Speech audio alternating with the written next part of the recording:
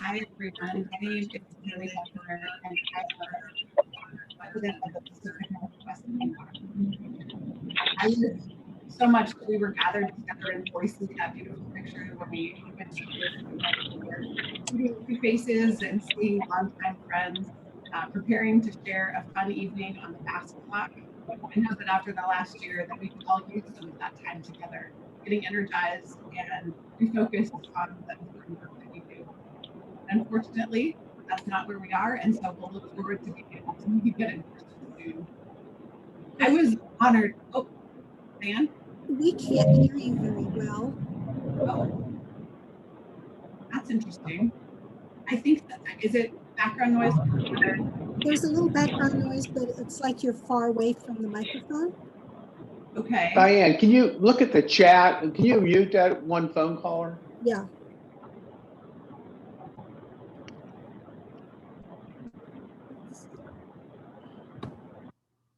Yep. Okay. Is that any better? Yeah. Much better. Okay. I don't know how to change my microphone. Well, Haley. I know I am not the tech person that we might need here. So I just wanted to share some opening thoughts on what this year has been like, not only for me, for our organization, but also how it ties and how it's so important for us all being here today. I was really honored to be asked to serve or have the opportunity to serve as the president of CWA. And I imagine, like most MA presidents, I had big dreams for what that meant and what it was that we could accomplish together. In CWA, we had planned for the development of partnerships for operator training and really digging into what workforce development means and could be. And I, like many of us, those dreams were dashed or maybe paused. They don't have to happen right now. And for me, I was able to realize that the goal and the vision for PNCWA still exists. And we all have a different purpose and role to serve that's as important, if not more important now than ever.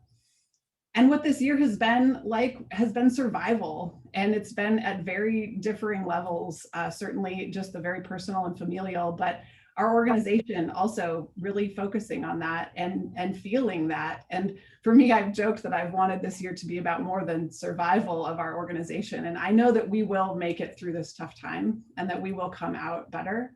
And for us in the Northwest, this has meant really stopping and looking at our organization and focusing on our businesses and our processes. And doing this will allow us to be a reliable and energized organization moving forward. But as exciting as businesses and processes and those activities are, the people are really the focus. The people are what make our organizations run and succeed and thrive. And many of us are struggling. As the leader of people, this year has been really humanizing. For a rare moment, I'm in my office and not at home, where my 6-year-old and 4-year-old interns are often joining me, sometimes with great joy and other times not so much.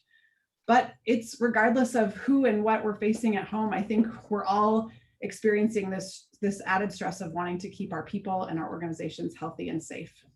And I've been doing the best job that I can to meet people where they are. And that means learning new ways of doing things and establishing new norms.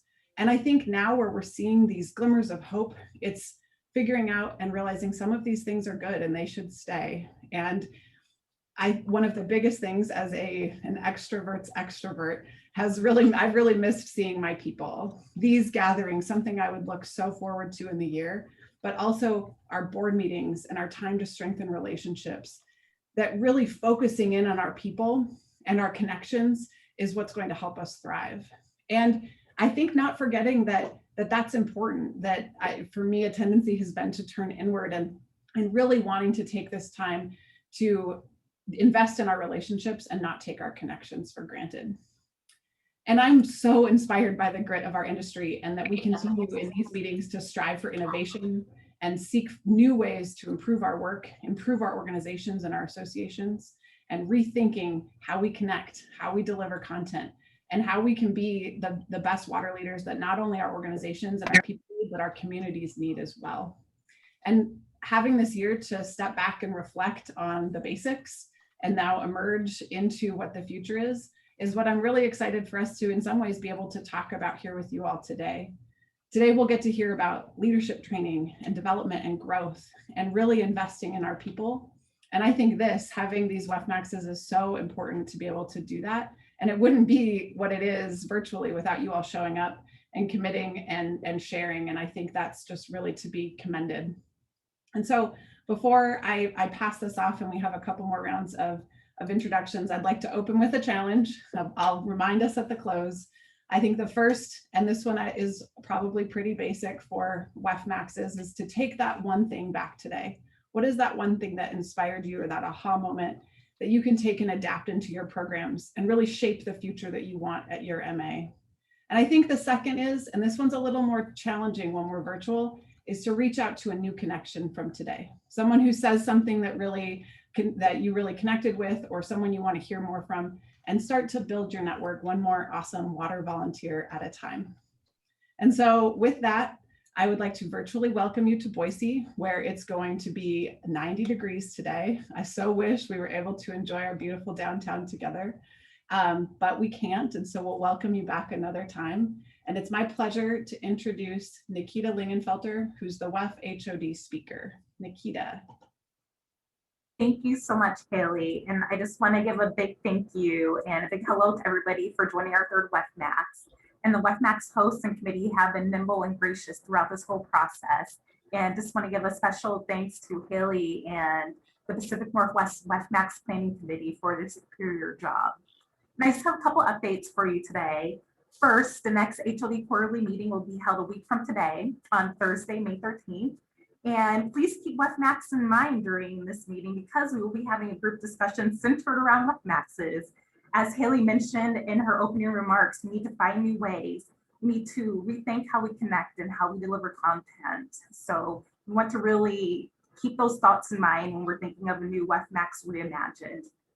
For HOD nominations, we will be opening those if they're not open already, because we will be putting in the chat, but in the next couple of days. So if you know any great candidates for delegate at larges, please share our announcement. And if you are a current delegate looking to join a committee, or if you would like to be the next Stephen and be our next speaker-elect, please apply. I see Stephen shaking his head and saying, yeah, please apply. And lastly, I have a public service announcement for you from our federal advocacy work group.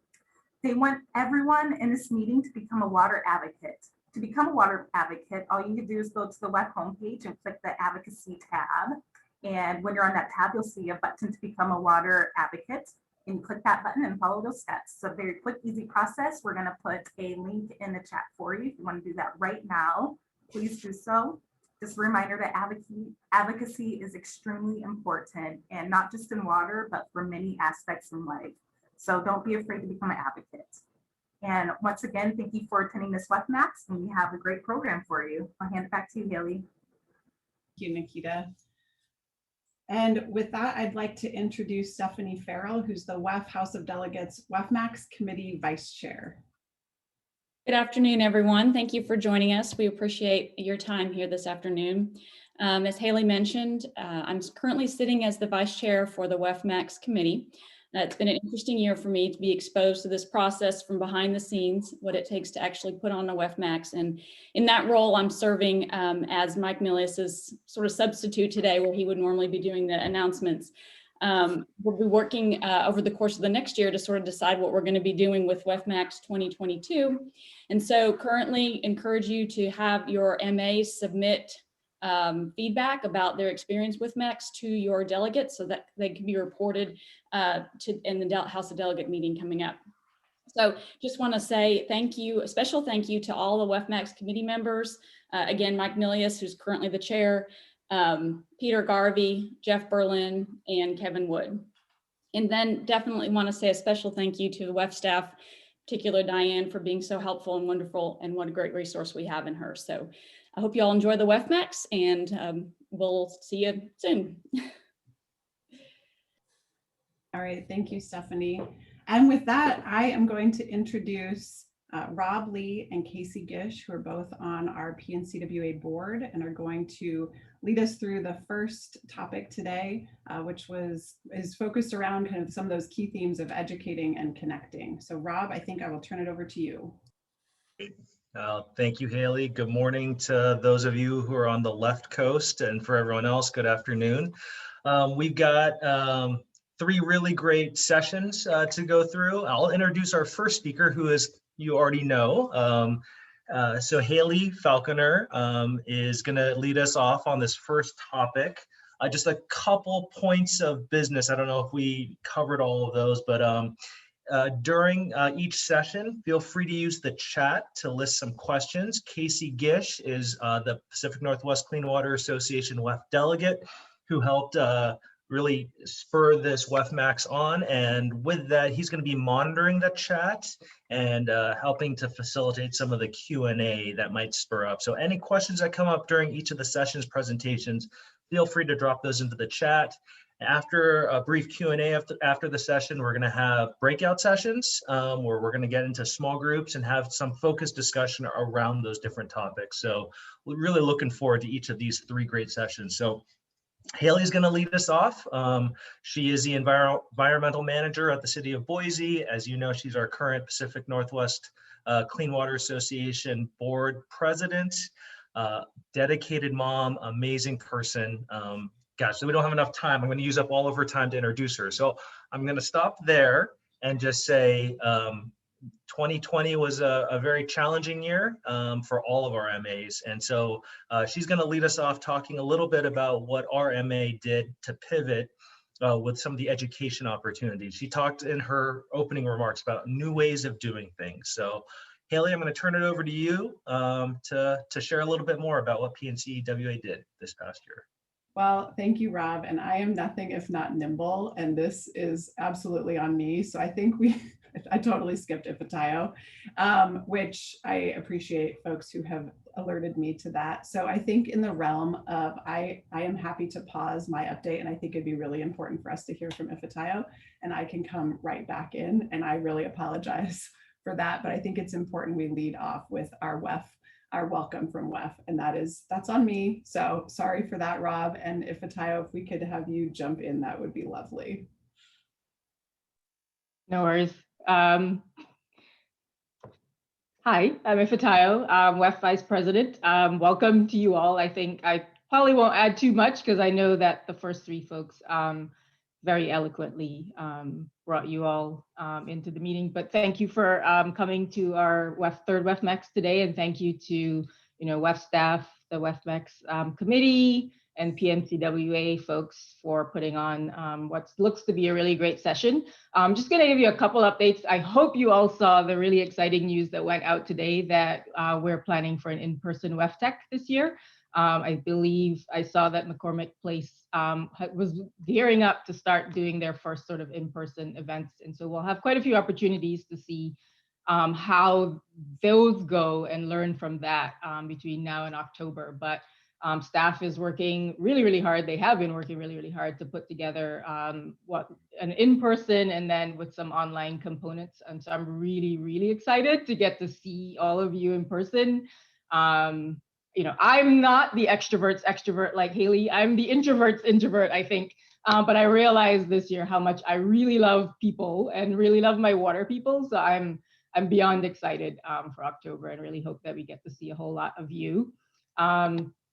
Earlier in the other WEFMAXs, I kind of noted that we had been doing quite a bit of work on DEI, and we did do a survey. Hopefully many of you saw it and were able to answer. We got a good representation of our membership responding to that.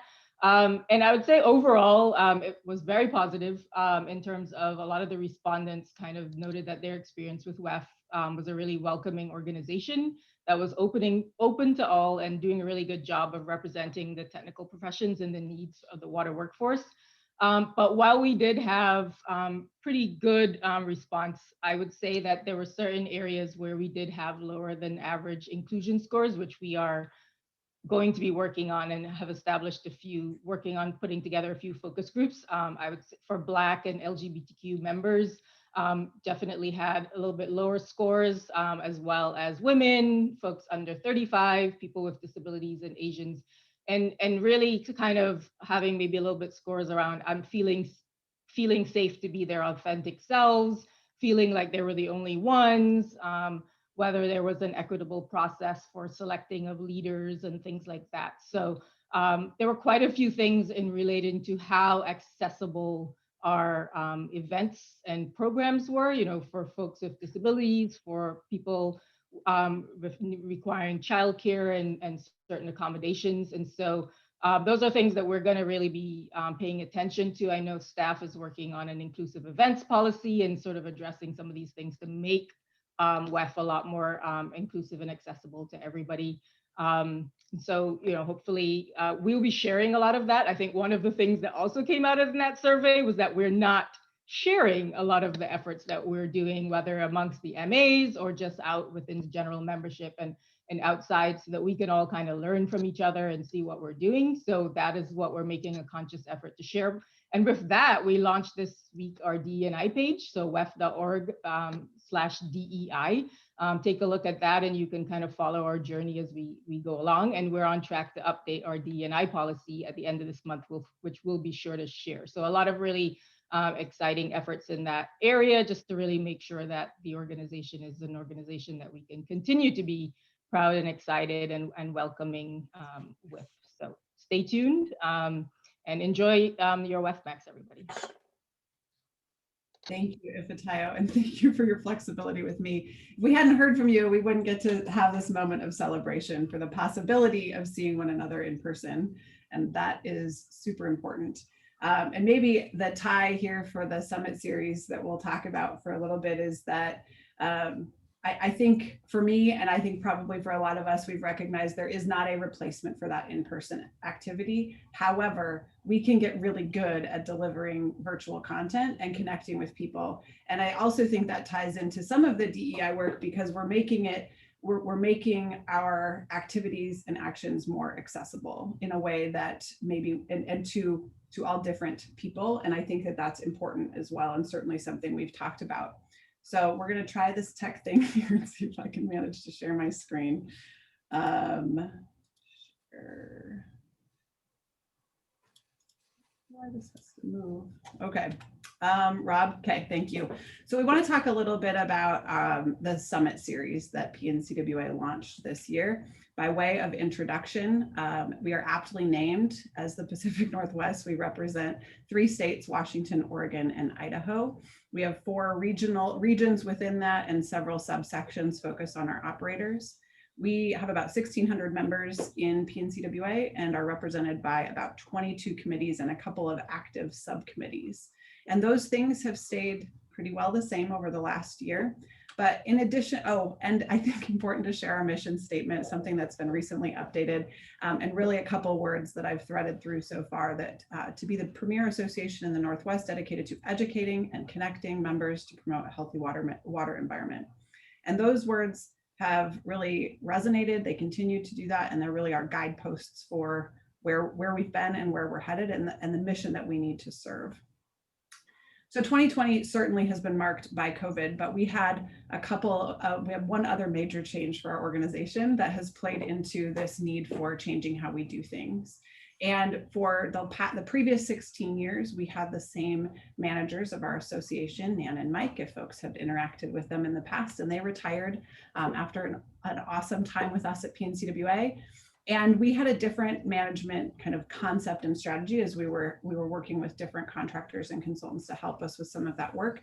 But certainly there were gaps to learn in how to shift our volunteer board into managing those pieces. And then of course, COVID. So we had a couple of layers of activity that we needed to respond to. And I mentioned kind of focusing in on the process and the business side. And these were a few of the key reasons for that. But what didn't change from our membership was really a demand for content, a demand for information and for connection.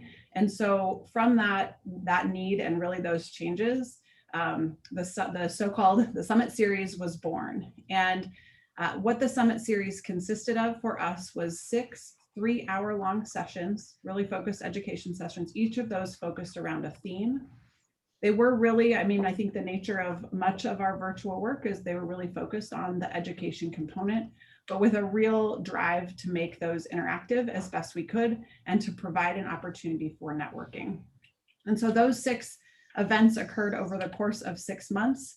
But it's an idea and concept and delivery that came together rather quickly. So in July at a board meeting less than a year ago, this idea was shared as a concept for how we could do virtual education differently, something more than a webinar, but not putting on a full virtual conference. And so by August, we had identified volunteers to lead this work. We had engaged with our sponsors, gotten approval, and started talking about it, because really we couldn't have a successful event again without people showing up and showing an interest. And from September through February, we really kind of went on this cycle of sharing out new information, highlighting our speakers, developing these sessions, and really delivering what turned out to be excellent sessions on a diverse array of topics, and getting in the realm of 50 to 100 attendees to show up for each of these. So just a little bit on the details of what it was that we did is, we really focused in on our sponsorship, not having a conference at all. So we canceled our conference for 2020. We wanted to also stay not only engaged with, but also find ways to deliver value for our sponsors. And so we set this up that the sessions or the summits could be individually sponsored or sponsored as a package. And so there was a benefit to sponsoring all 6 of them. We did end up with 8 top-level sponsors who sponsored the entirety of the summit series.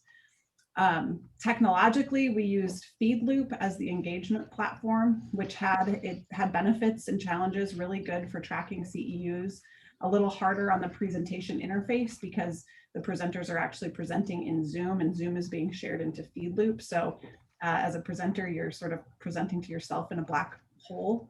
And then a really tremendous amount of marketing, and Stephen Drangschultz on this call today, and just really he took on some pieces of this in getting us going, helping us build these beautiful graphics and getting content out there with our partner in Rogue Water, and really just drumming up interest. And I think that we were able to, I'm going to steal my thunder on a benefit slide, but we were able to recruit and bring in speakers that we may not have otherwise been able to have at an in-person conference because we had this digital interface. So an example is having Kathy Bailey come and present to us as part of our communication summit, which was just an outstanding way to kick off the first summit.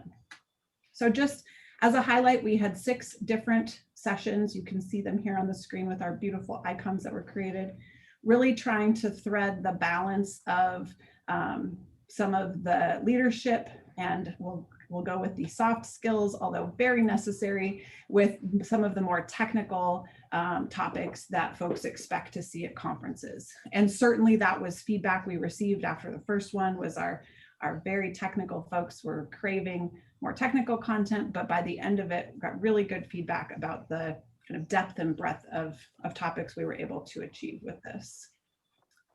And so just, I think it's really important not to talk about like how great things were and everyone should go consider something like this. I think some of the challenges we experienced are certainly barriers for us to consider kind of what this looks like moving forward. There was a high cost to deliver, a fair amount of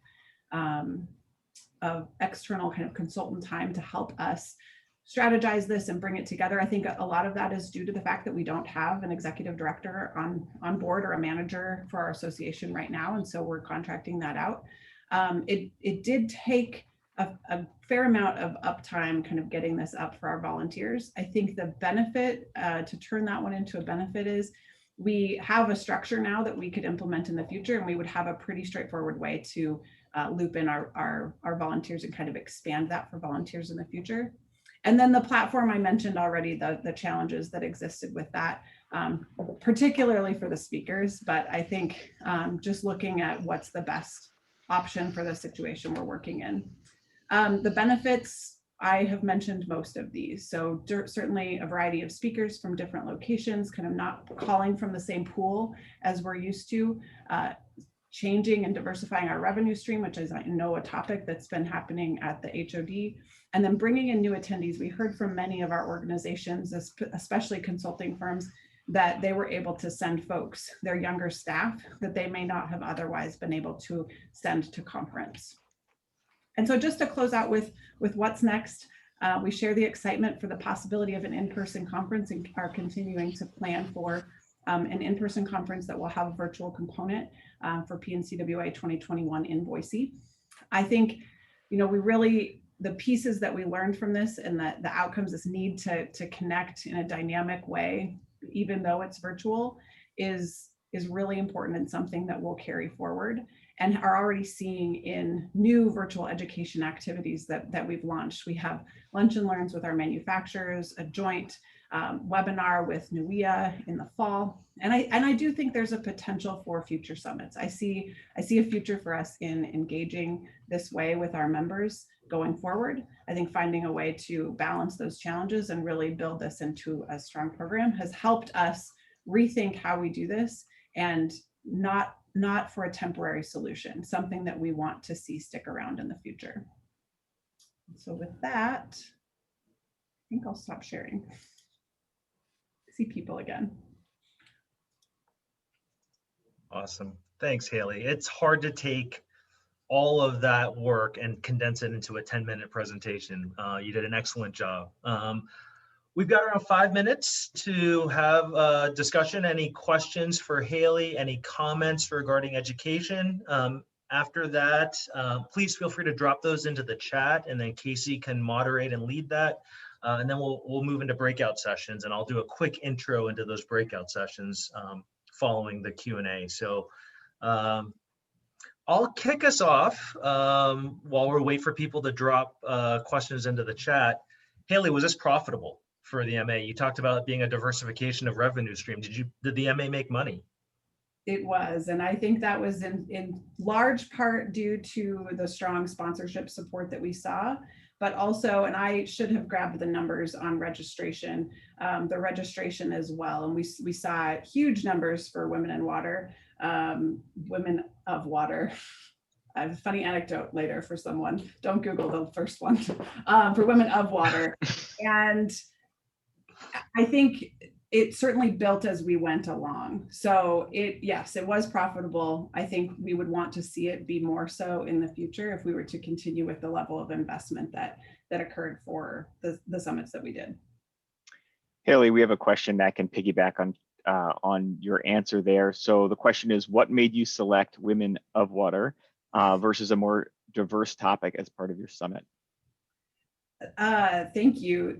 We have a strong leadership group that's existed for leadership subcommittee or leadership development committee, and then a Women of Water subcommittee that have existed for several years. So it's really building on work and activities that have existed. I think maybe arguably the topic was broader than Women of Water. It was really hosted in that way and set up and speakers identified, but the topics, if I had the sessions listed out here, I think really spread beyond Women of Water and was getting more into diversity. And maybe Rob, I don't know if you had something to add on to that one. I guess you spoke at that one.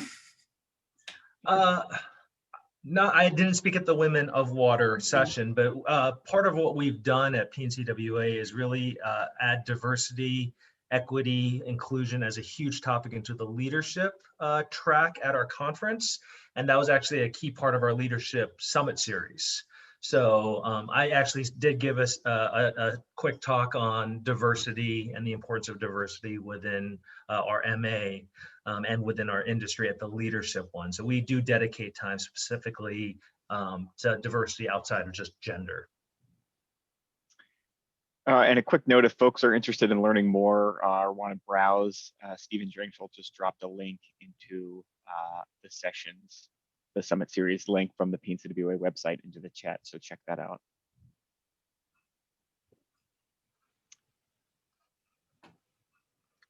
All right, so it looks like, oh, sorry, go ahead, Rob. I was just going to ask, call for any additional questions before we move into breakout groups. Doesn't look like anything's coming through, so. All right, well, so we have 15 minutes to move people into breakout groups. There are questions in the agenda, but thank you, Diane, for dropping them into the chat. It always helps to have someone facilitate, and in a group of leaders, sometimes that makes it even more important to have someone facilitate. So I'm going to ask this: when you get into your breakout groups, find the person who has the birthday closest to today and that person will be the facilitator of your breakout session. So, and then as a facilitator, our asks would be walk the group through these 3 questions. If you can get to all 3, we only have 15 minutes, so around 5 minutes or so per question. And then there will be a report out. So facilitators, feel free to assign a report out person for your group. It's one of the great things about a birthday being so close to you to here. So with that, Diane, I think you can send us into our breakout sessions.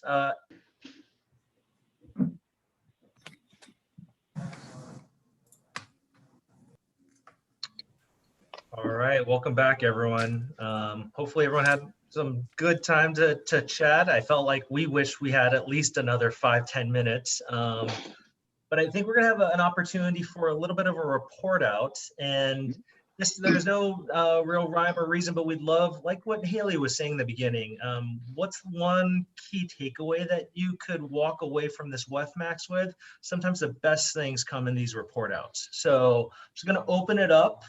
Feel free to raise your hand so that we're not all speaking over each other, but raise your hand and then I'll call on you to report out maybe 1 or 2 key nuggets that came out of your breakout room discussions. And Rob, I'm keeping my eyes on folks. Looks like, I think Catrice had her hand up. Oh, sorry, I think I saw Catrice's hand go up. And folks can also use the reactions icon in the bottom toolbar of your screen. There should be hands up there also, or maybe a clap or something. So Catrice, sorry, go ahead. Okay. I think the main message in our conversation, our group, is that really the virtual component is really here to stay. While we do not want to ever truly get away from all in-person events, that there are some benefits to having the virtual component where you can broaden your audience, more people can attend, you can reach, it's less travel time for people also. But you also have to realize that there is some kind of fatigue. There's that Zoom fatigue that is going on right now. So to some degree, as we are transitioning back to in-person events, you may start seeing, I think we had one MA who has had to cancel a virtual event because another like a competing organization has a in-person training plan later in the year. So the thought is that potentially those people are waiting to get their contact hours at that in-person event rather than attending their virtual event. Also need to kind of consider with smaller communities, the Wi-Fi and broadband restrictions, limitations that go on. So we have to kind of adjust our expectations as to what people that participate from those areas can, how their level of participation is impacted. So. Hey, thank you. I think I saw Doug go up next, Doug Pike, and then after that was Hannah. Okay, so I was in room 2 and we pretty much said the same thing that Catrice did. The idea that you can reach out to some further away communities, some smaller communities, but balance with the fact that they might not have good enough internet. It's hard to believe, but it's still the case on a lot of places that you don't even think of as remote. Alaska was on our call. It wasn't so surprising that Alaska might have some remote locations, but I know, I've got friends who are still on DSL lines and stuff. So it still doesn't reach everybody. Oh, interesting. Thank you, Doug. Hannah, I think voter. Sure. Thank you. Yeah. So similar as what we just heard as well in our room. I don't know what our room number was. Sorry, I didn't catch that. But that's what we heard, that the future does look like a hybrid. We'll definitely still use the tools that we've developed this past year. We all seem to have room for improvement on how we use those and maximizing those, but we've all seen the benefits and advantages of those, especially as it compares to costs. Seems that you get more bang for your buck. The dollar goes further when you don't have the travel costs. One thing that was new to me anyhow in our group that had some good discussion is about how people feel that when we do have our in-person events that we're going to spend more time focusing on and enjoying the networking side of it, as opposed to going with the technical focus. So generally we attend conferences to learn and pick up technical concepts, and networking is kind of a bonus. I was hearing might be a little bit different, where we're taking advantage of that contact time opportunity for those things that we haven't been able to get virtually. Thank you. Okay, thank you, Hannah. I think maybe I'll call, unless there's anybody else that wants to jump in to the conversation. Maybe I'll call on John Beecham from our group. As it's been said, a lot of the things we covered were already covered by the report out. I think one difference that we had was we focused a little bit on how it'll be critical to retaining membership to have in-person events to build back that sense of community that I think we're all craving right now. The lack of in-person leads to a lack of engagement, leads to perhaps a declining membership. So for future viability of our associations, we saw that as critical. All right. Thank you, John. I got a private message from Laura that she wanted to raise her hand, and then after that, we'll maybe pass it to Nick. Please, Laura, go ahead. Thank you. Sorry, for group 4, I wasn't quite sure how to raise my hand to report back. So definitely group 4 had all the same conversations that everyone else had about, we don't see virtual going away. We spent a long time talking about how we did integrate back in from face-to-face to virtual, now to the hybrid.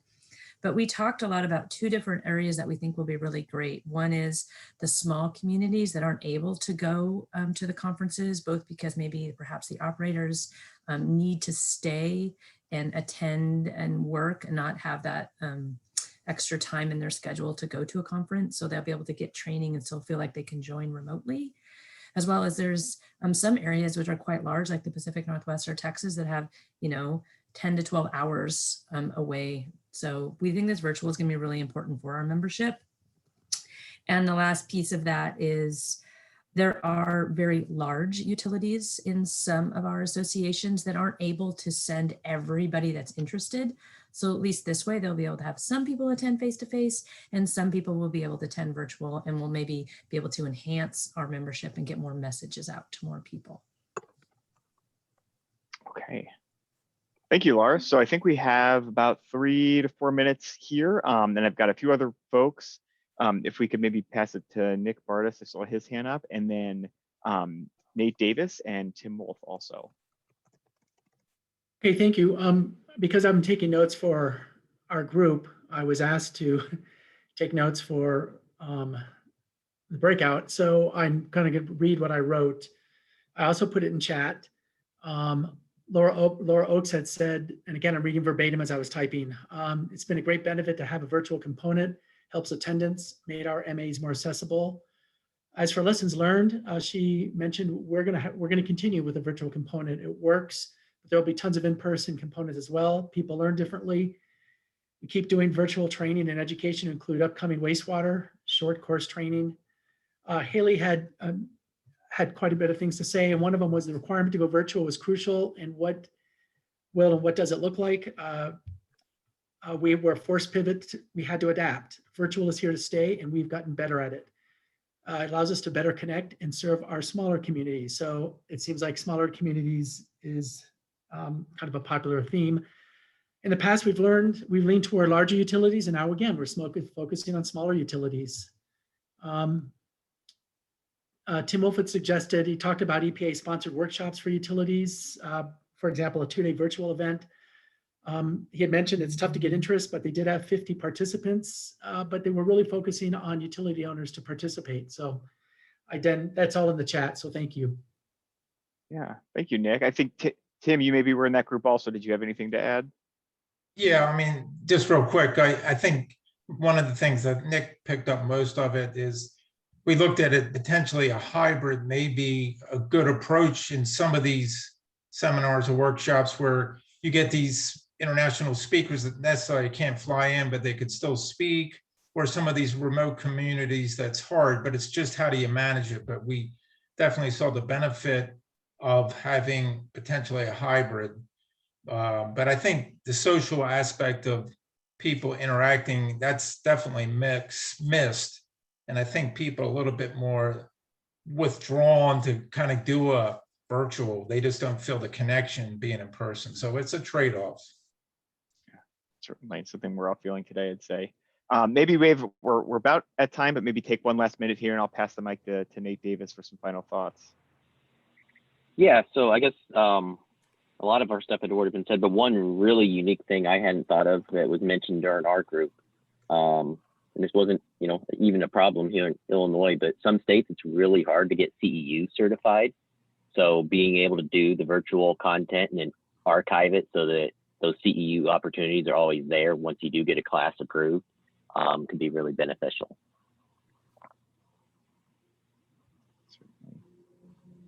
Okay, well, I thank you everyone for the wonderful discussion. And then I think I'll pass it back to either Rob or Haley, which are in these directions on my screen. Well, I think I'll really quickly, we're right on schedule. It's amazing for a WEF event, so that's great. We have a 5-minute break scheduled. So grab more coffee, bio break, whatever, but we'll see everyone back here at 12:01 Pacific. Do we want to do the poll? I think there's one. Thank you, Diane. Appreciate that. So folks are still. That would be Haley. Sorry. Go ahead, Haley. That's okay. We did practice, I promise. Before we break, again, we really do wish we were here and we could share some lovely gifts with you all as a part of coming to the Pacific Northwest. But in lieu of a welcome gift or package, the board has decided and our planning group decided that we really want to include you all in determining where a donation goes. And so we have 3 options that'll pop up as a poll that you get to place your vote. So the first is for a couple of PNCWA programs, including our scholarship and the PNCWA inflow program that mirrors or is modeled on WEF's inflow program, Water for People. And then the third one is, I'm going to give a little description because otherwise it wouldn't make any sense. The Wasmuth Center for Human Rights, which is located in Boise. It is the location of the only Anne Frank Memorial in the United States and one of the few places in the world where the full Universal Declaration of Human Rights is on public display. So rather than just telling you the Wasmuth Center. So those 3 are going to pop up. There's a poll for you to vote and we will make those donations happen.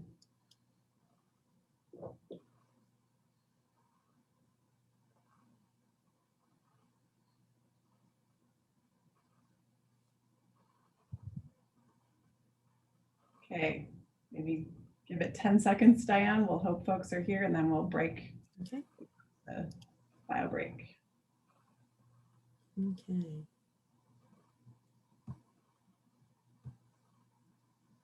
All right, awesome. So I should probably screenshot that. And we will break and be back in at 3 after. Does that work, Diane? That works. Okay. See y'all in a moment.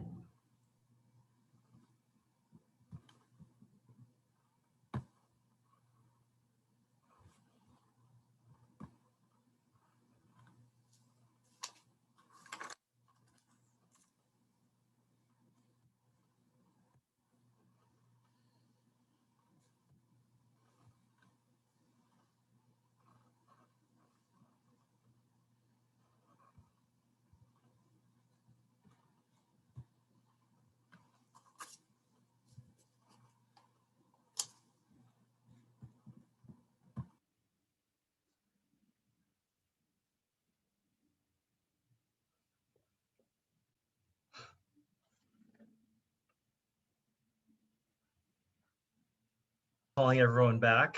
But if it is, welcome back, everyone. Hopefully everyone got a little bit of a break, some water, some coffee, contributing to the wastewater industry, whatever happened over the last 5 minutes, welcome back. I think we should just move forward with the next session. Thank you, Diane. I love the visual cues. You don't get that very much in the virtual world. All right, so I'm really excited about this next topic. It's actually something that Pacific Northwest we really are focused on. But let me first start by introducing the speakers for this next presentation and this next session. First, it's a joint tag team presentation given by Hannah Fodor. Hopefully I pronounced that last name correctly. She's the treasurer for the Rocky Mountain Water Environment Association, a longtime WEF member. She's currently a project manager at Carollo Engineers in the Denver area. Shout out to Carollo for the other Carollo folks on the call. And then Adita Stek-Udden. She is currently, she's a certified wastewater operator, engineer, past Rocky Mountain WEA president, lifelong WEF supporter, and in her own words, wastewater geek. And they're gonna give us a presentation on operator engagement initiatives. So with that, Hannah and Adita, I'll let you guys take it away. Great, thank you. And hopefully Edita back and, oh yeah, great, she's sharing her screen. Awesome.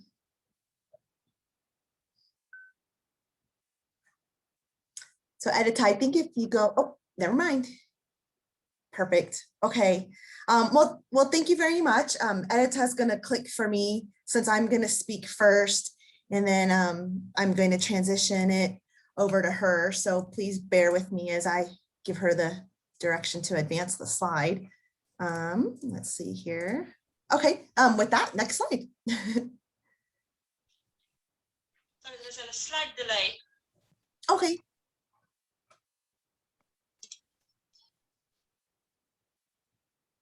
All right, there we go. Thank you.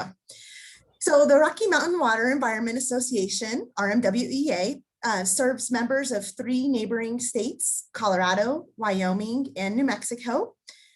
We have here 1,400 members, but really we're actually dropping over the last couple of years. So this year we're averaging about 1,200 right now. But having said that, we have about 17,000 water wastewater operators in the 3 states, with a good majority of them certified in Colorado. Next slide, please.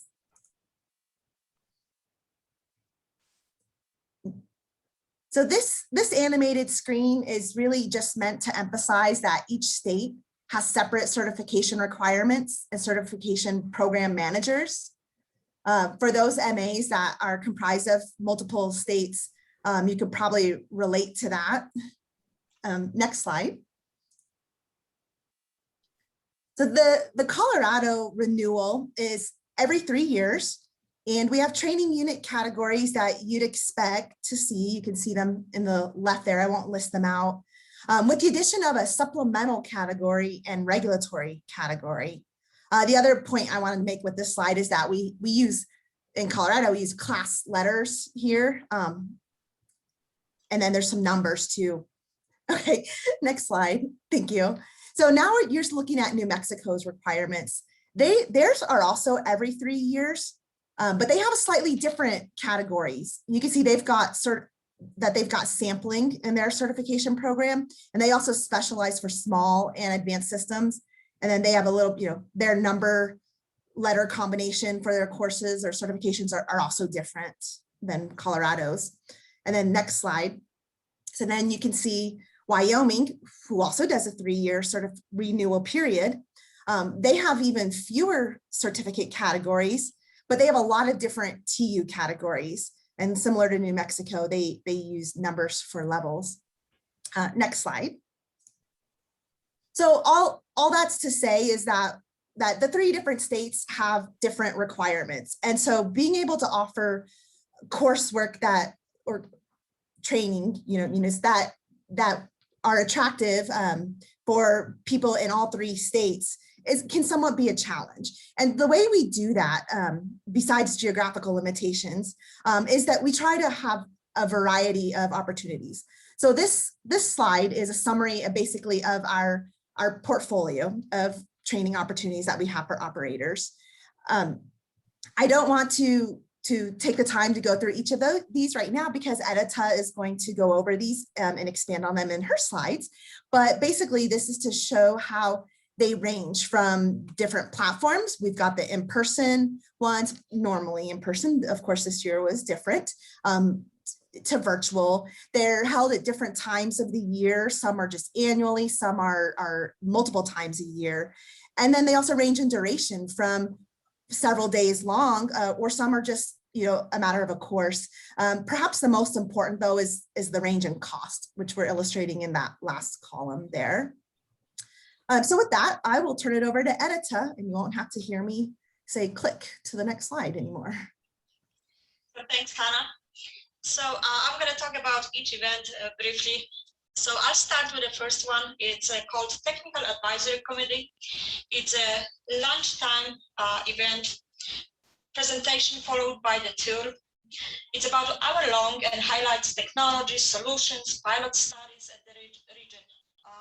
Usually it's scheduled where the event or where the pilot actually is, so people can go and take a look. Of course, last year we had to transition to virtual event, but hope to go back to the tours as soon as we can. Edita, sorry to interrupt. I think I lost a little bit of volume there. I was wondering if you could maybe move a little closer to your mic again. Zoom is the one that I have the most problems with audio. There you go. Good. Thank you. That better? Yes, perfect. Okay, so the second one, very popular, is our PWO seminar. Those are the one-day-long events designed specifically to provide training units for our operators who need to renew their licenses. And as you saw on Hannah's portion, we require the renewals every 3 years in all 3 states. Our PWO seminars are usually between 6 to 8 hours. We have about between 4 and 7 each year. We didn't have really any last year for the obvious reason. An agenda is usually focused on local hot topics, including regulations, wastewater processes, equipment, safety, things that are important to operators. We have several established locations, and those are happening every year. We know that in February we can go to Inglewood.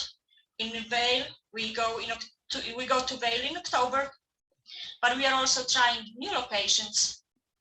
And for those new locations, sometimes we offer actually the seminar for free, to promote the location and give back to our members.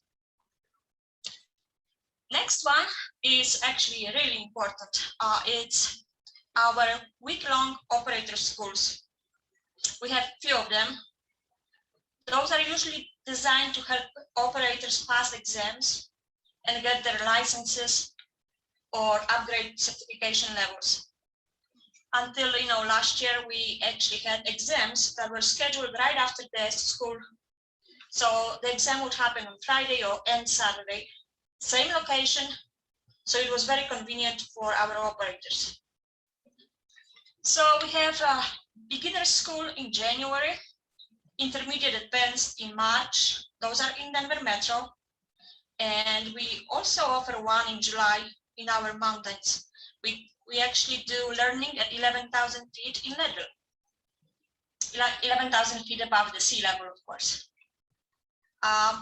This school has additional actually events. We usually offer operator help night to help one-on-one operators, usually with math. We have toilet bowl trivia night, and on Thursday is our steak dinner at the college.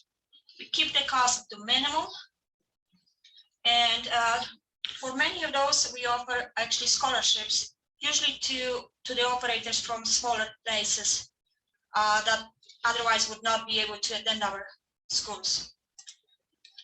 So this one is just a few pictures from Leadville. The middle lower one is our toilet bowl trivia night with the sewerman.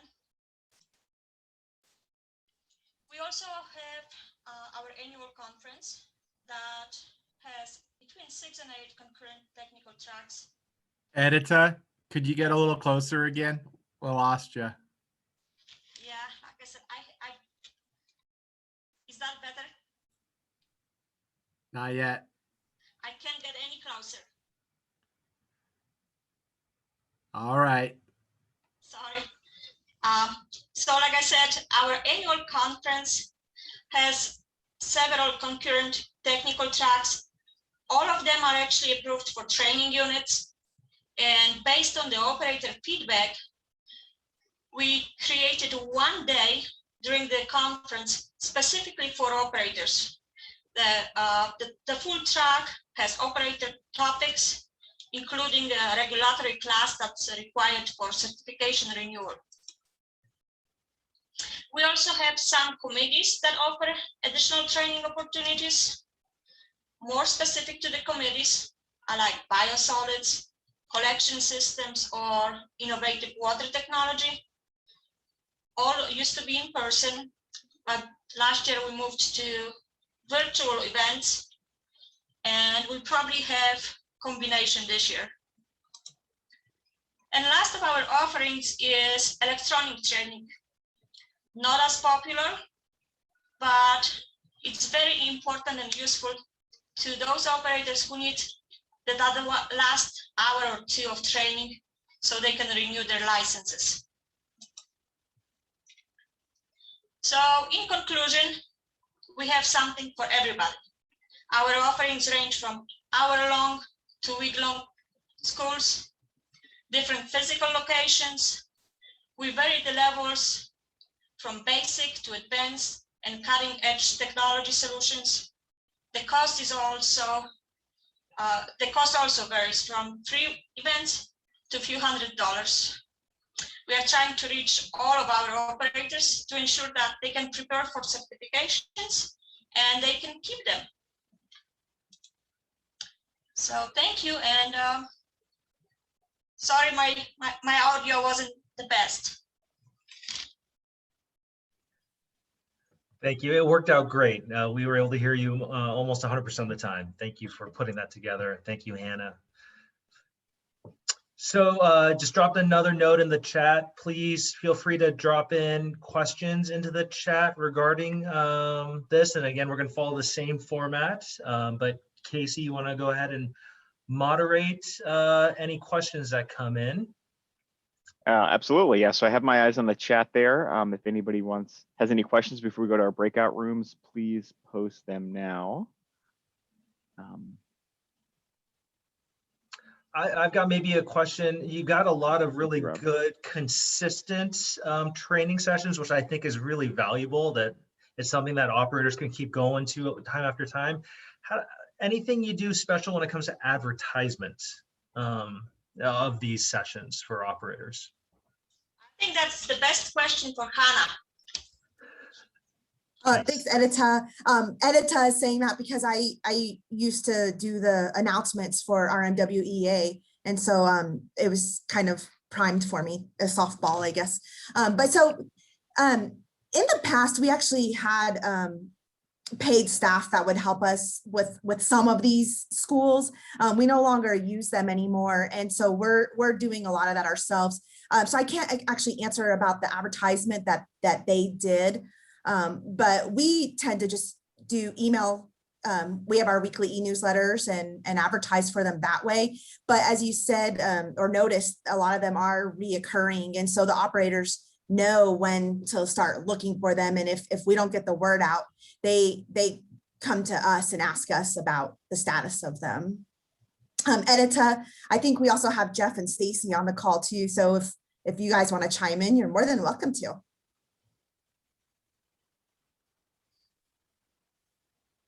I see there's a serious question from Haley Falconer. Okay, so that I guess Jeff had a question about how much this cost, but that might have been an inside job there. Oh goodness, Jeff. I can answer that question. The Jeff's $50, that's traditional. Anyways, so the operator school, we charge about $400 per person, and that covers our expenses.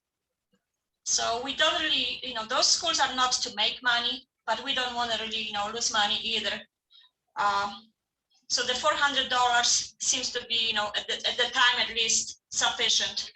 We might adjust if we see, increases in cost, but for now, it's good. I forgot to mention, we get about 400 people in our schools during the year, and later we'll get around 80 to 120. So the large volume, that's probably, helps with the cost as well.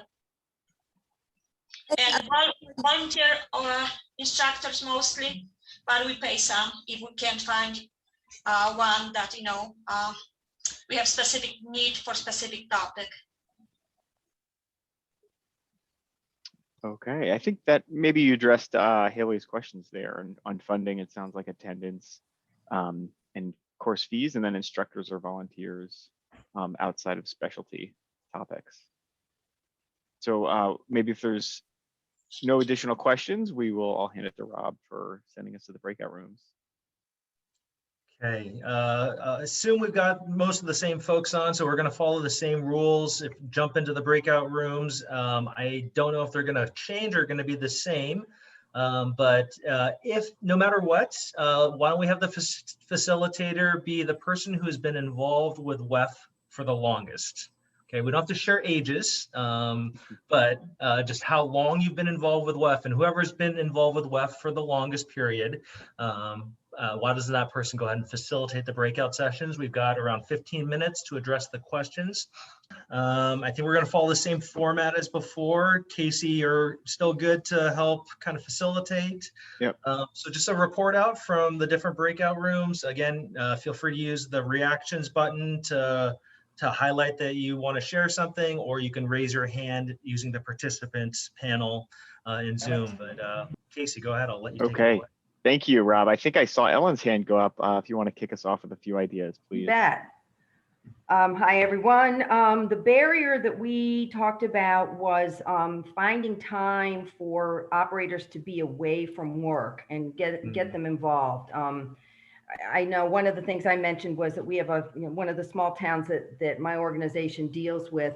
Their wastewater plant operator is also the water plant operator. He also plows the roads during the winter time and mows the public areas for the town. So it's, you have a lot of operators that have to do multiple functions, and it's hard for them to get away. But we also said COVID has allowed a little bit more involvement because they don't have to physically go anywhere. They can, they can maybe carve an hour out of their time to attend. We also talked about ways to bring operators in is possibly something like an MA only membership. Pennsylvania has that. But it's still hard because there's competition with a lot of states have wastewater operator associations. I know we do, and that's the operators tend to gravitate towards them. But one of the things that we talked about that was good about increasing operator involvement, New England has an operators day at their annual conference, which it's a reduced fee for them, and they get a free lunch. It's usually one day during their conference, and that encourages operators to come. Other organizations they have training and certification for operators at their annual conferences. And somebody else mentioned a pre-conference workshop that's offered prior to their annual conference that offers training and networking opportunities. All right, thank you, Ellen. Does anybody else want to jump into the conversation? It looks like Haley might have some ideas, please. Okay, I'll try to be brief.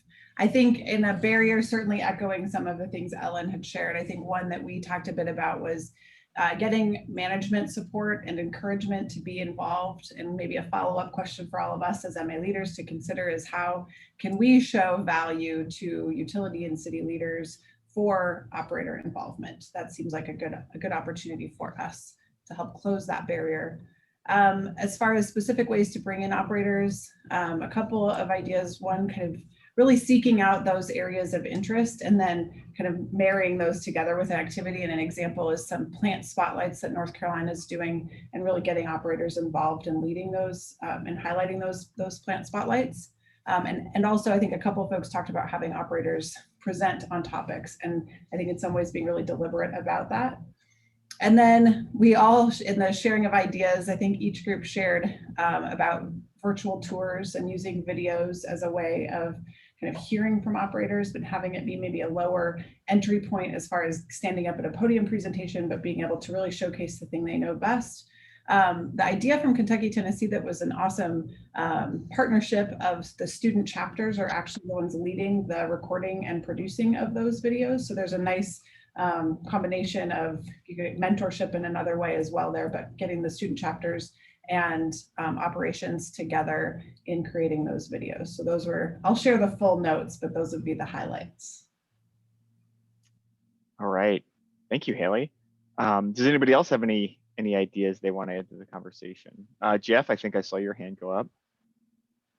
Yeah, I'll just highlight some takeaways from a few of the MAs that were on our group. Nikita brought up that Nevada has a designated PWO rep position for a 3-year term on their board, which is very important. And that is a one way is to have a designated responsibility to have an operator on your board. I talked about RMWA's involvement with Operations Challenge and how that has led to a good amount of involvement in our MA. In fact, our current RMWA president, who's on this call, comes from an Operations Challenge background. Hi, Stacy.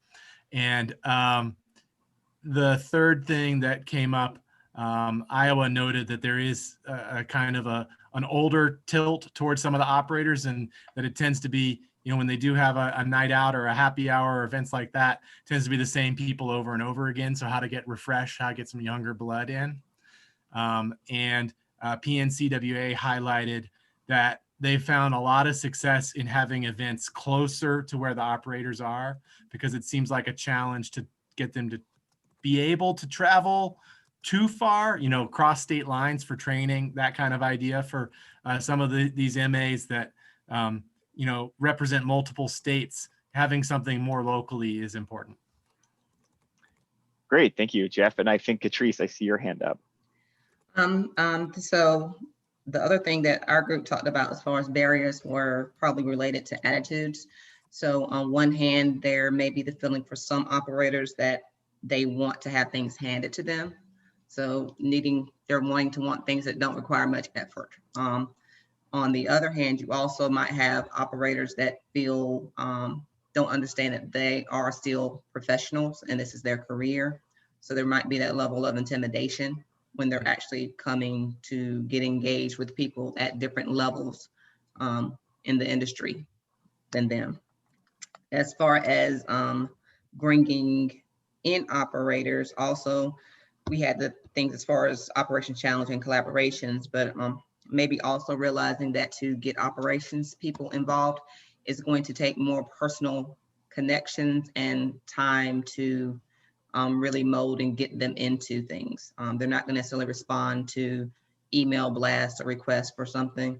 You really have the voluntold or really engaging with them when they come to events and seeing what their interests are and getting them involved in smaller areas. And it might take years for you to kind of get them to come over on a larger scale.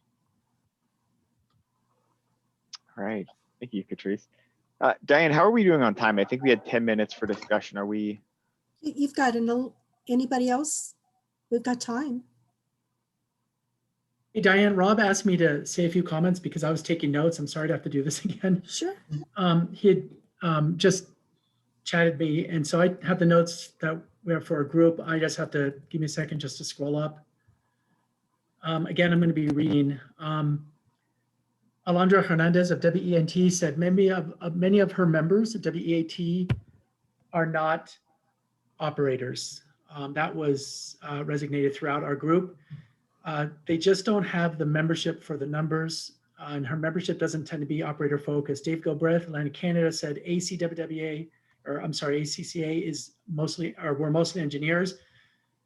We have an operators organization which has been around for 40 years. But we don't have many operators like WEAT, for example, or certainly less than WEAT. John Koch had said, we have good operators, participation.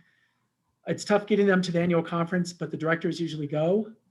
Going virtual, now they can participate. And maybe what he brought up was a point that when the annual conference happens again in person, there'll be more operator participation because they saw what it was like virtually. So I thought that was a very good point.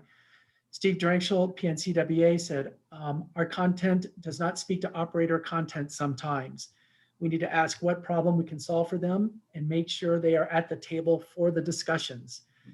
Our impediment, our barrier is our geographic area is large and it is not conducive to having everyone come to one place. And finally, wrapping up, maybe do, again, this was brought up by two folks in our group.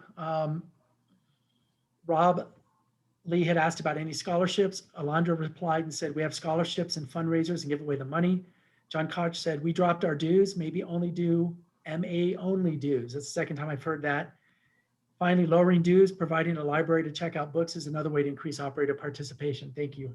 Straight from my notes. Thank you, Nick. Thank you, sir. Okay. All For right. group 4, we saw biggest barriers. Leadership doesn't always see value in MAs, which kind of impacts financial support as well as providing time for operators to get away. As far as a couple of things for being done, one of the comments was that 2 WEF memberships are given away every year in an effort to increase operator involvement, engagement. And that same group also mentioned that they give away 2 annual conferences for operators to come attend. They're still responsible for their accommodations to attend though, and smaller regional events in different locations, trying to allow more operators to attend closer to home was something else that was mentioned as well. That's all we had. Thank you, Clifford.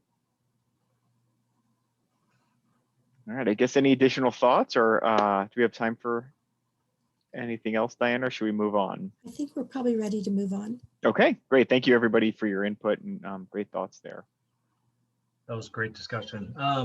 So before we transition to the next session, we're going to move right in, no break. I did want to point out, Jim Baird did call me out on not having my 5S shovel on, which means I owe everyone on this call a drink. Maybe that's a Pacific Northwest thing, that if you're missing your shovel and 5S members, maybe all MAs do it, but everyone, next round is on me. So see you at WEFTech. And if you see me, call me out, because it's no fun if you don't really have to. Yeah, I just saw that, Jeff. You and I are canceled. We're good.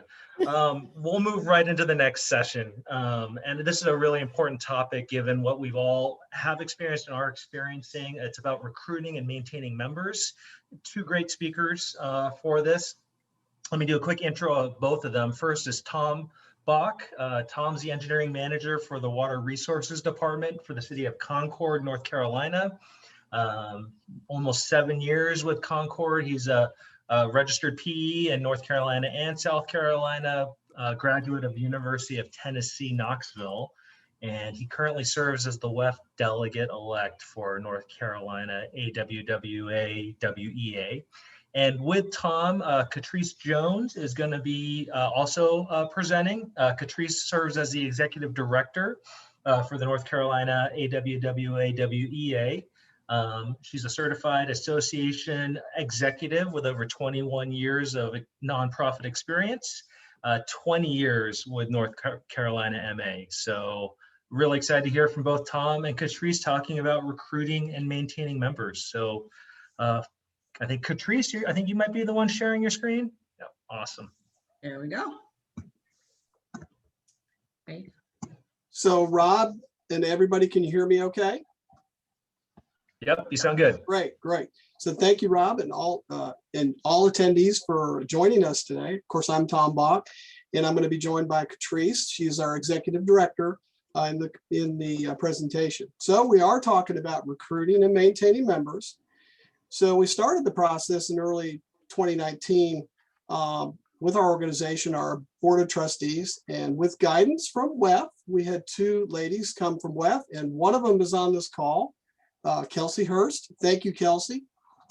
So we developed an updated strategic plan in which several goals relied on increasing the engagement of our members. So the strategies included restructuring of our membership engagement committee, to focus more on regionalized sectors of our state and implementing a new member onboarding process.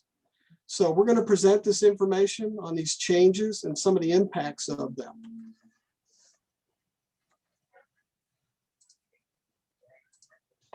So our engagement states, member engagement states, we will be a growing and diverse organization that engages members, provides valuable benefits, and transition members to volunteer organizations. A lot of words there, but very important.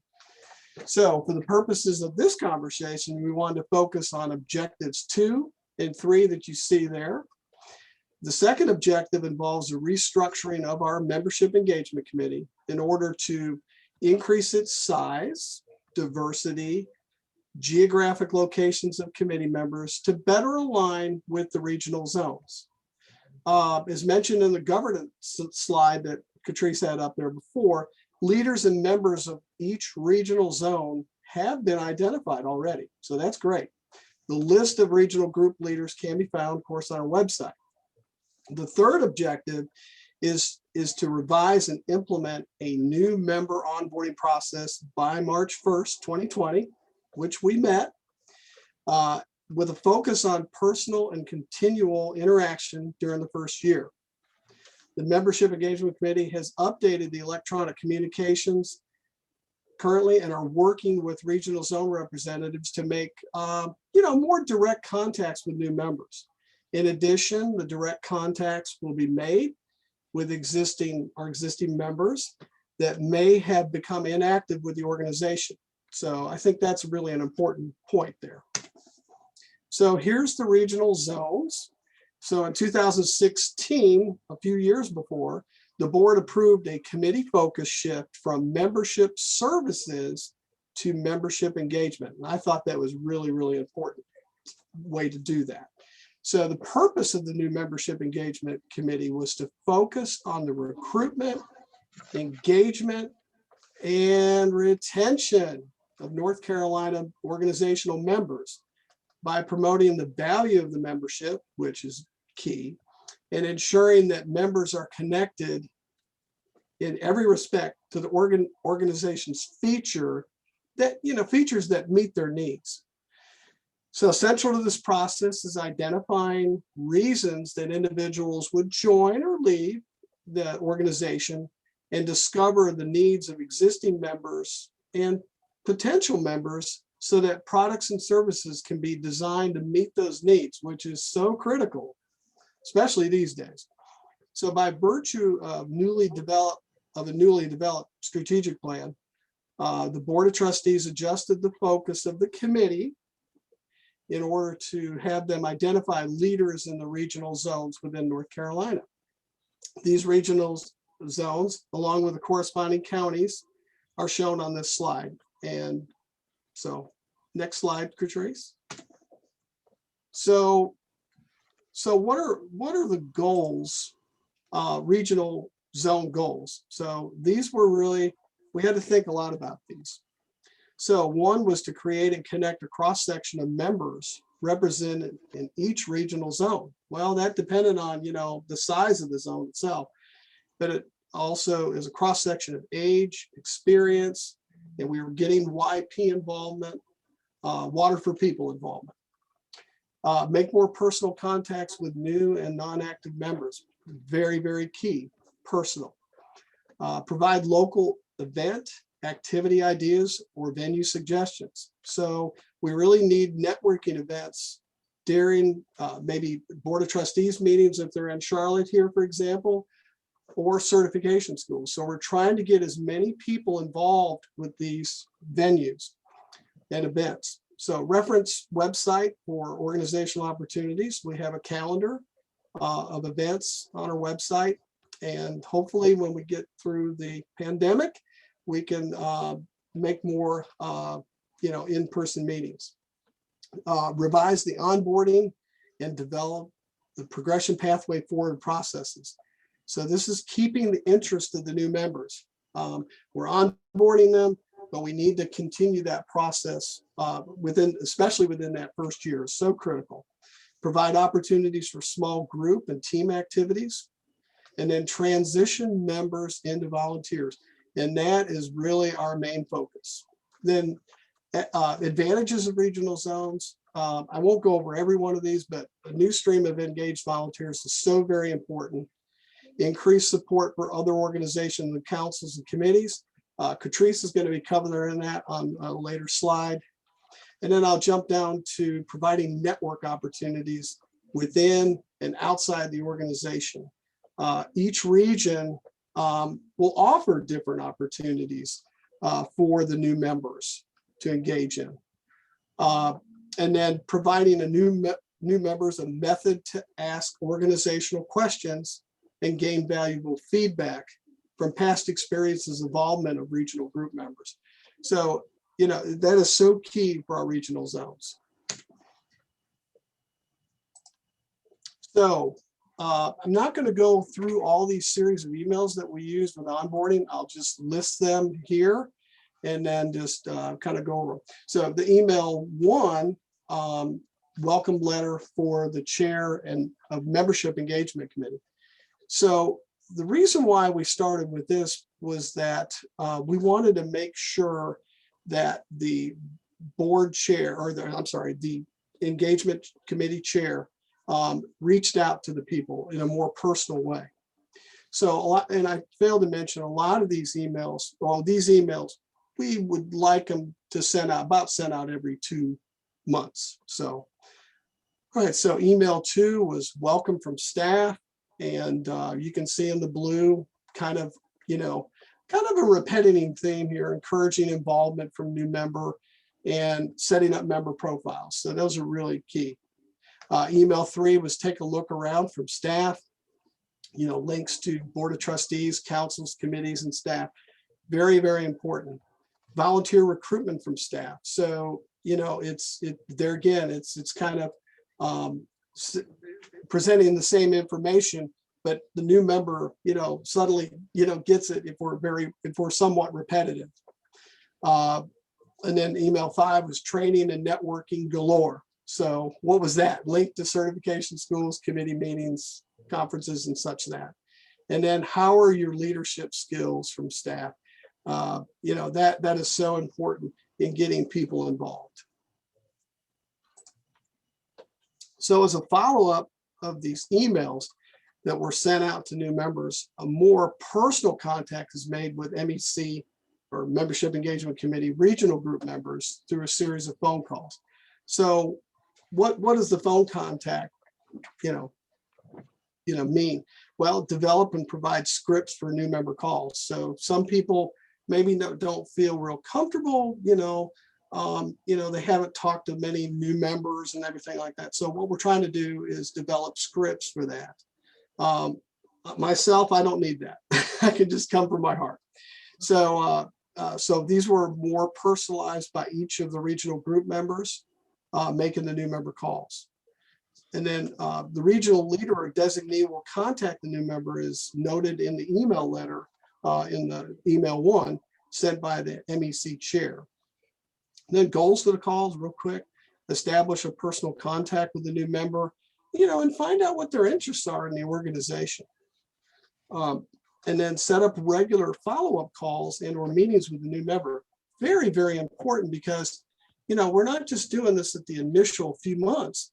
You need to carry this. We feel that we need to carry this through the whole year.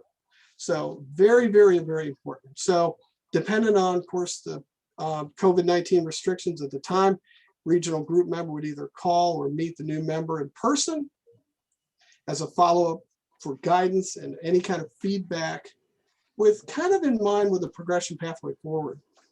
And then going forward, new member calls will equally be distributed among regional group members, which is real important because it gets everybody involved in the process. And the assigned regional group member will be encouraged to make follow-up contacts to the new members as we spoke before. And then facilitate contacts with existing committee, event chairs, and vice chairs according to the new member's interest. Very key. And then real quickly, results and evaluation. Corresponding designees shall share the results of their phone contacts. We feel that this is really important, to let the Membership Engagement Committee chair and vice chair really, really understand the summary and maybe we have to make adjustments with our phone contacts. And then regional group leaders utilize the results to make necessary improvements and changes. And then I think Patrice. Okay, everybody, as Tom referenced earlier, we have a council structure. So on this screen, you just see that we have our 4 councils, and then how our committees are kind of aligned under each of those councils.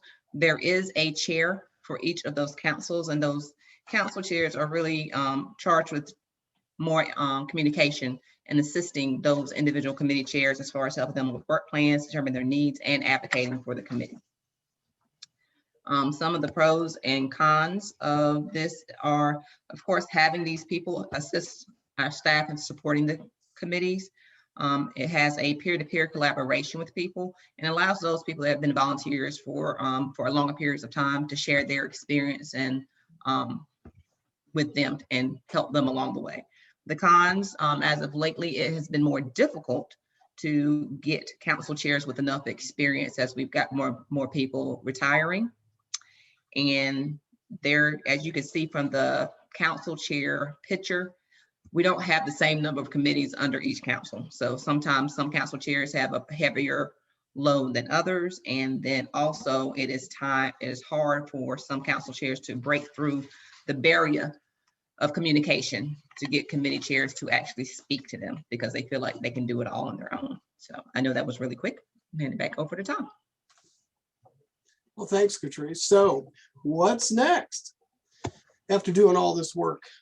So 2021, we're going to get assigned what we call ambassadors on the regional groups, kind of to develop call scripts. And they will be the ones that actually call the new members. Liaisons will be contacting other committee chairs to try to focus on, hey, what is the membership engagement committee doing? And how do we need these other committees to help us through the process? And then we've got developing a few progression pathways forward ideas and communicating with the new members on their main interest within the organization. So, we're not just rushing people through. And there's so many different paths to go with progression pathways forward. I mean, we all know, we've been in the industry for so many years. The same thing is with organizations too, is to try to find that career path through that organization. And then letting regional group members know about the seasoned professional in the group and how they can help navigate the progression pathway forward process. That's the reason why we have that, remember, that wide cross section of individuals on regional groups. So that seasoned professional, we don't call them old, we call them seasoned. And it's really, really helped the process go forward. So what are we looking at 2022 and beyond? So obtain new member feedback on how the onboarding process is working from its initial in 2020 to going forward, and then make the necessary adjustments to the process given any kind of feedback we can receive. Then make necessary adjustments to the regional groups and how they communicate and are structured. So it's adding or deleting roles and responsibilities in the group. And if we have to go a different path, we got to go a different path. Then new roles and responsibilities should be developed and added to the document, which I meant the roles and responsibilities document that we would develop. And then return, this is key, return to the board's original intent from the strategic plan for more personal connections with new members. So hopefully, we're going to get past, not being able to just do all virtual. With something like this, you can't do virtual, but let's face it. So anyways, so any question, I don't know if we have time for questions or whatnot. But if you have any questions, there's Katrice and I's email address.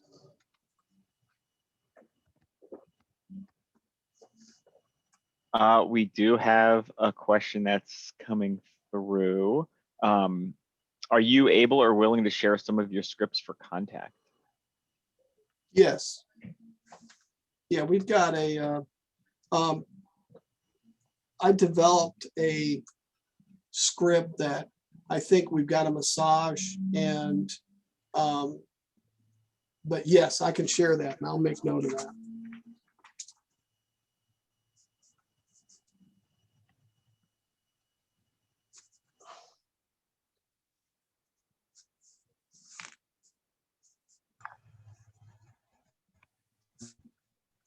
And Catrice, maybe if you want to stop sharing, might be if anyone is raising their hand, it'll be easier for Casey to see. Thank you. All right, does anybody have any questions for Thomas or Catrice before we go into our breakout rooms?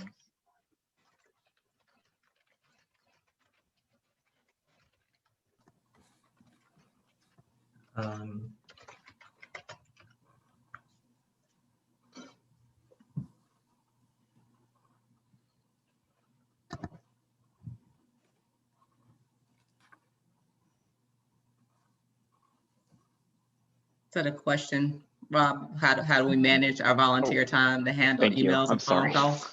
Yeah, Catrice, what an amazing idea. And I love the personal touch, but it does require someone to initiate and spend that time. And I'm just wondering how do we find the time? Right. That and that's the difficult thing. So that's why I think with the 5 regional zones, that's why they have such a cross section of people. So there really are probably at least 10 or so people on each regional zone. So things can kind of be spread out. So it's not like everybody has a lot of phone calls or emails to do. And everything is a work in progress. Yeah, and I'll go, Catrice is right. And, you know, we just noticed, you know, here we laid out this onboarding and then all of a sudden COVID hit. And like a lot of different type of things that we do within the organization, that one right there hit us really hard because, yeah, we could talk to people, call people, get them, you know, interested in committees as new members, but, you know, it's nothing like meeting them in person. For sure.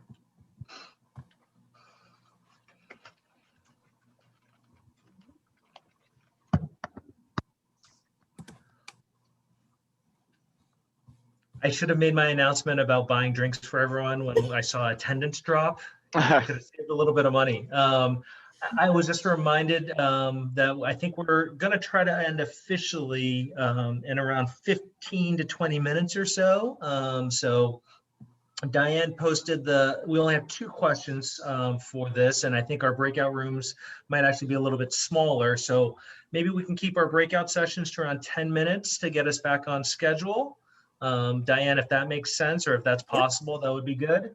And then we'll also have a little bit shorter report out session. But yeah, I think this is a really important topic for all of us as we are moving through all of the changes of virtual and potentially reopening, and what does it mean to engage our members. So Diane. For Haley for closing. I'm going to put some group members that I was working with on the spot to kick off the conversation. Either Cliff or Todd had an interesting point to be having access to new members over the past year during COVID. And I thought that might be an interesting topic to start the conversation. I see Todd turned his video off for a reason, Casey. Okay, well, you're on the spot then. Todd, I'll let you start if you want. So I think I'm hoping the point you were going with is that our goal wasn't necessarily to reach new members, but by virtual training, scheduling some virtual trainings and price structuring it the way we did, we did reach a lot of new potential members, not members yet. And we've emailed them applications to try to get them engaged in the organization by, we are the organization that gives away the 2 free memberships a year with the opportunity to attend the annual meeting for free. So yes, I think we're going to meet them. I think the virtual training will continue for us, and that's going to be the avenue to reach a lot of new operators, potential members, not just operators. Yeah, and I think we discussed that when we were talking about operators as well, Casey, is that, being able to do the virtual ones, we're reaching out to smaller communities where they can't necessarily get away from all day conferences and training, but we can sure reach them for a half a day in a virtual. And hopefully we attract that way. And as Todd mentioned, following up with them is the key piece of that to see if we can lock them in. Certainly. Thank you, Todd and Cliff. Does anybody else have any thoughts they want to add to the discussion? Kind of scanning here to see if anybody has their hand up. If not, oh, is that Stacy? Did I see your hand there? Yes. Yeah, All right. sorry, I wanted to jump in quickly because I was Yes, going to please speak do. for our group, but I have to get out of here soon. So the biggest things that we talked about were a loss of membership, and not just loss of members, but loss of engagement, especially from longtime volunteers, and it's having a negative effect on the organization. As far as keeping in touch, Alaska was sending out postcards to keep in touch with people, but they're also not getting a lot of participation in their virtual things. And then we also talked about the idea of doing welcome text messages instead of welcome phone calls, in case some people don't want to be bothered by phone. It was pretty much agreed that we're all going full steam ahead with our golf tournaments and bowling events and all of those things, and then having the committees ready with certain activities so that when people come back, there's something to do right then and there. I think that's about it. All right, thank you. And you definitely touched on that piece of maintaining the momentum and as we come out of the pandemic. I think Tom Bach had some thoughts to share. So yeah, thank you, Casey. So in Kentucky, Tennessee, they had started doing new member scripts and kind of a playbook and developing that for creating the personal contact, which I think is really good. And then in New England, we actually in North Carolina had a really good conversation with Mary, their executive director up there, and a lot of sharing of across MAs is really, really important. And it really kind of helped us kind of finalize our onboarding process, actually. So, and she is a really big communicator, just like Catrice is in North Carolina for us. So that's so very important to have an executive director that's right out there and, giving really good feedback to your committee, mainly your membership committee, of course, in this case. We had one of our folks talk about meeting in smaller groups, kind of pod meetups, and invite a person to those, invite a new member or even invite somebody that maybe not even be a member. So that I thought that was a great idea. So in North Carolina, we do have regional group leader meetings with the vice chair or the chair and the vice chair of the membership engagement committee. And so, we talk about good things, things that are working well, and then some things are maybe not working quite as well and that we need to communicate better with. So those meetings have been really good, and we're going to have those every month going forward. I thought in Kentucky, Tennessee, they're also doing walk and talks. And I thought that was great because outside, is you can space apart and walk and talk. And I just think, I think those I would say be more creative talks about, what's going on. And I think that was a great idea. I think we're going to do that. I think that's about it. That's unless Catrice or anybody in our group, James, you all have anything to add to that? I think you touched on it. All right. Well, thank you. That was some good follow-up discussions. Any last minute thoughts or points before I hand it back to Rob and Haley? Okay. I think I did have something that I forgot to mention during our group. That, please. Yeah, I know one thing we do, because we do offer that affiliate membership if someone wants to just join the MA and not pay for the WEF membership, and we use that as an incentive to help get members in the door.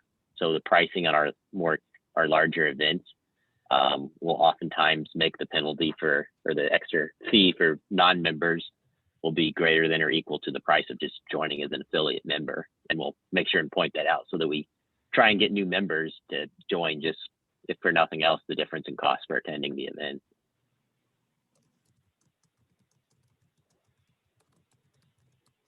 All right, thank you, Nate. Okay, well, awesome discussion. My job here is done. I'm going to turn over to Haley to close us out. And Haley, take it away. Thank you, Robin. Thank you all for sticking here today. I've really enjoyed this. A huge thanks to Casey and Rob for leading us through this here, and to Diane and Stephanie and the WEFMAX committee for really creating this playbook for us to step into and make this happen today. And I just have a couple of things I wanted to close with before we get to a little bit of socializing. I started my career, if you will, or my activity and involvement with WEF as a student, and was able to find my wings and help create the WEF Community Service Project. And this happened because of people who believed in me, looking at you, Diane, and gave me the runway to make something happen. And I imagine that there's a similar story or a version of it for how you all have gotten involved. We spent today talking about people and about engagement and how we build this moving forward. I loved the excitement in the last conversation about just this joy of getting back together. And my very favorite thing about WEF and PNCWA is the ability to make a direct impact on something that I care about deeply. And I hope that today we can not only take some of these ideas back to our MAs, but also match these ideas up with people who will be inspired to do the work. It doesn't have to be us. Doesn't have to be our boards alone. That as leaders, this is our best day in empowering others to do something they love that also meets the missions of our organizations. And speaking from experience, sometimes all that it takes is someone believing in you and making that ask for you to step into a role. And I do think we have people who are waiting for that ask. So with that, huge thanks. I wish you were all here with us in Boise. Thank you to our board also, who has joined us throughout the day today. And I'm going to let Casey introduce our next piece, and then I promise we'll give you all a little break before we do that. All right, thank you, Haley. Excellent close there. So really encourage folks to hang out for the next half an hour or so. We have a social event hosted by the PNCWA Student and Young Professionals Committee. I'll do an intro there in a moment here, but first we want to give 5 minutes to everybody for a quick bio break.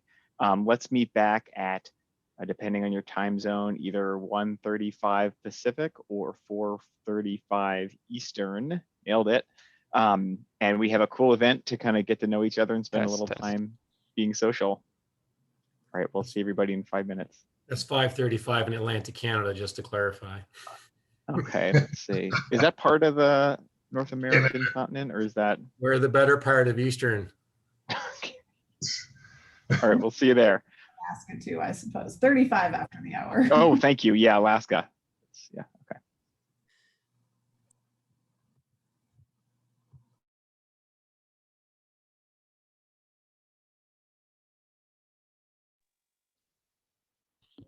Hey, Riley. Hey, Casey, can you hear me okay? You sound great. Yep. Oh, Thanks good. again for being here. Yeah, of course. Thanks for having me. Yeah. So folks will come back in a few minutes, and then I'll do an intro and jump in.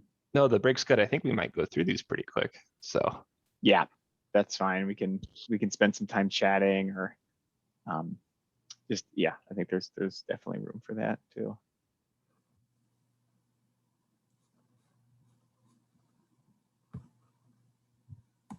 I have to ask you, Diane, if you've been getting out on the bike at all? I have not yet. No, the weather's No, not been good. We've actually had rain here, and the weather's been just a little chilly.